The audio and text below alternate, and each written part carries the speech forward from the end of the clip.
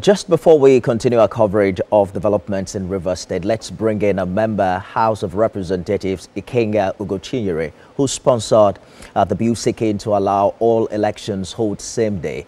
Honorable, thanks for joining us on the news tonight. Though consolidating elections into a single day may reduce costs, critics argue it could also lead to voter fatigue and reduced turnout, especially in rural areas where logistics are challenging. As we speak, INEC still struggles with logistical failures even during standalone elections. How does your bill address these concerns?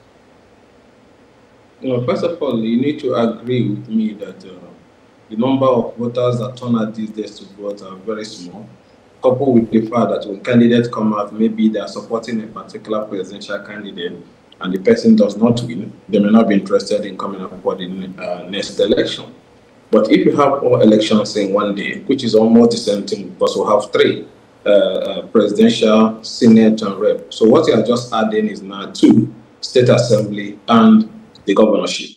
It's the same resources, the same manpower, the same arrangement, just extra 2 ballots is what is going to be added. And because of the kind of awareness that is involved in an election, if you have the state assembly coming up, supporters of the state assembly candidate, supporters of the rep, senate, presidential, and governorship, it will ginger people's participation in the electoral process. So it's going to bring large turnout of voters. And the voters are also in turn going to be like a civilian security around the electoral process, and with the possibility of hijack of election going to be minimum.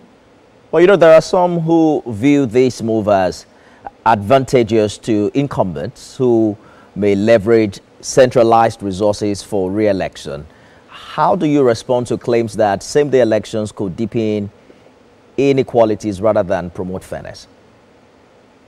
It's going to promote a very transparent process. Just imagine agents of different political parties running for state assembly.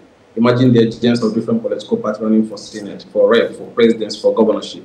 You may have over 30 people acting as the agent at the polling unit, thereby protecting the electoral process. It's going to make the process to be more transparent, more credible, and more participatory, and also save us costs. So it doesn't give any advantage to whether opposition or whether ruling government. It gives advantage to the people to have the ability to elect the kind of leaders they truly want. Beyond election dates, which of these 39 amendment bills do you believe will indeed have the most transformative impact on our democracy?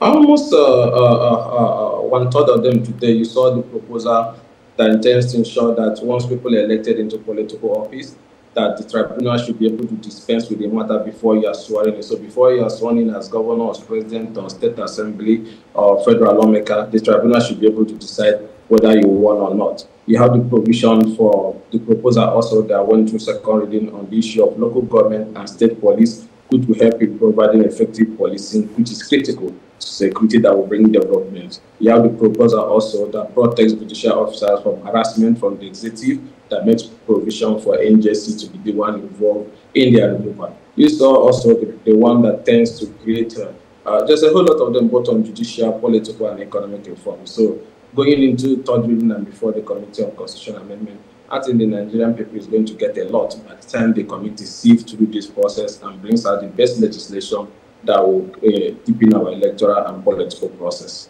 We look forward to see how these bills take their place as they go through the process. Ikenga Ugochinyere, member, House of Representatives, thanks for talking to us tonight. Thank you for having me.